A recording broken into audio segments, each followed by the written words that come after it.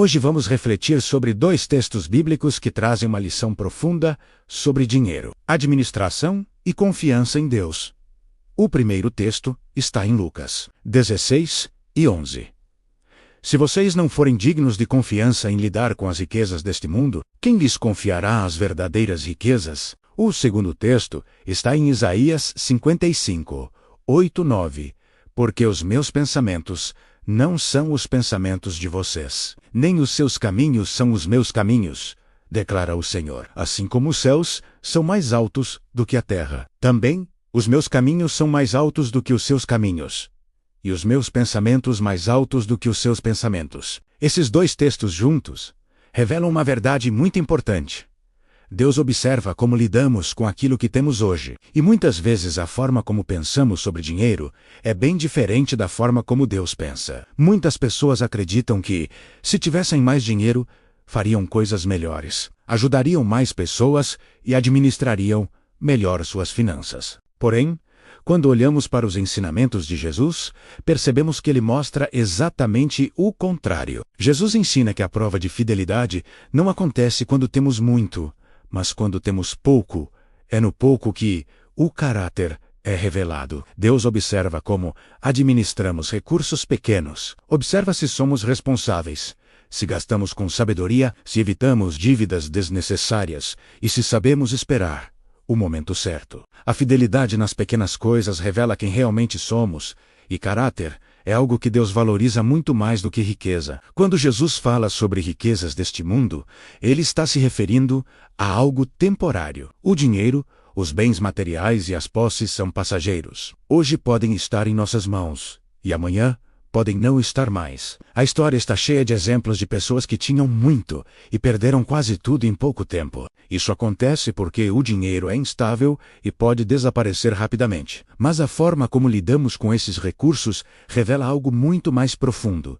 Revela o coração. Por isso, o dinheiro se torna uma espécie de teste espiritual. Não é o valor que importa, mas a postura. Uma pessoa pode ganhar pouco e ainda assim viver completamente desorganizada, gastar sem pensar, assumir dívidas que não consegue pagar, viver em constante ansiedade financeira e nunca desenvolver disciplina. Por outro lado, outra pessoa pode ganhar pouco e ainda assim viver com sabedoria, organizar seus gastos, aprender a esperar, evitar desperdícios e administrar aquilo que tem com responsabilidade. Aos olhos de Deus, a segunda pessoa demonstra maturidade, e maturidade gera confiança. Quando alguém demonstra fidelidade no pouco, mostra que pode receber mais responsabilidade. É aqui que a segunda passagem bíblica entra com muita força. Em Isaías 55:8-9, Deus afirma que os pensamentos dele são diferentes dos nossos. Isso significa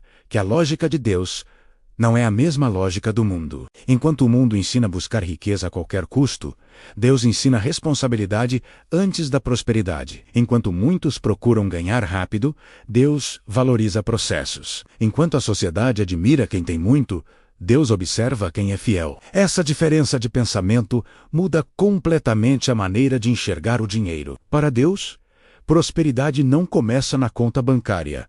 Começa na mente, começa na disciplina e começa na fidelidade. Antes de confiar grandes recursos a alguém, Deus trabalha no interior da pessoa.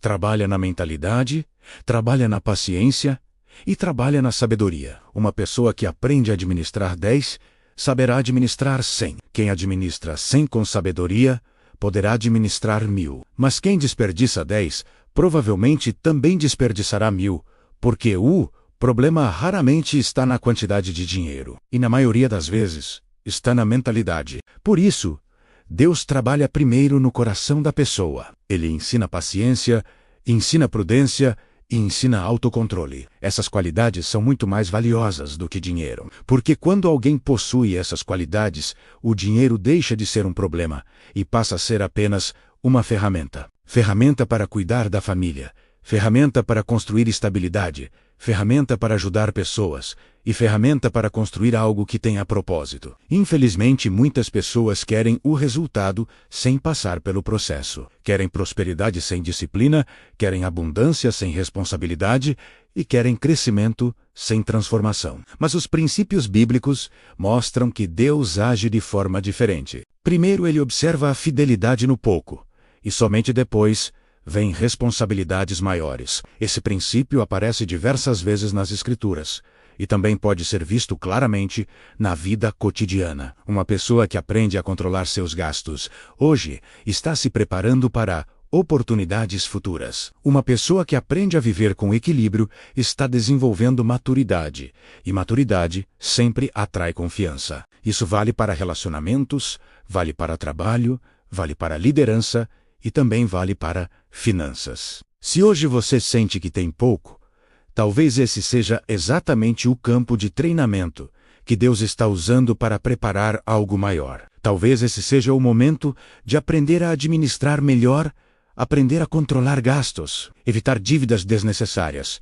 poupar um pouco sempre que possível e tomar decisões financeiras com calma e sabedoria. Essas atitudes podem parecer pequenas, mas revelam algo muito importante: maturidade, e maturidade sempre abre portas. A Bíblia nos lembra em Lucas 16:11 que quem não é fiel nas riquezas terrenas dificilmente receberá algo mais importante, e em Isaías 55:8-9 somos lembrados de que o modo de pensar de Deus é mais elevado do que o nosso. Isso significa que muitas vezes aquilo que parece pequeno para nós pode ser extremamente significativo aos olhos de Deus.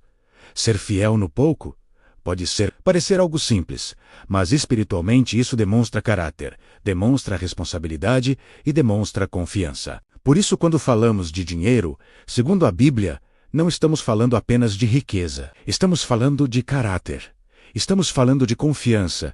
E estamos falando de fidelidade. A pergunta que fica para cada um de nós é muito simples, mas também muito profunda. Se Deus olhar hoje para a forma como administramos aquilo que temos, Ele verá alguém preparado para receber mais, ou verá alguém que ainda precisa aprender a ser fiel no pouco? Essa reflexão pode transformar completamente a maneira como enxergamos as finanças, porque o verdadeiro crescimento financeiro começa muito antes do dinheiro chegar. Ele começa na mente, começa nas decisões diárias, começa no caráter e, acima de tudo, começa no coração.